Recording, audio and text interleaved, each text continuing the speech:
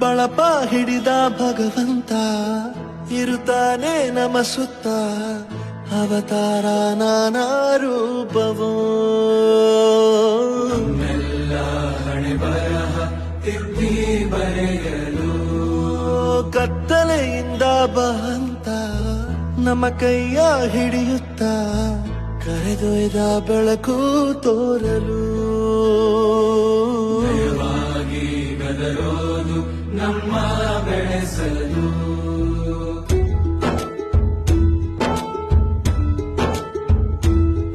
ಭಾಷೆ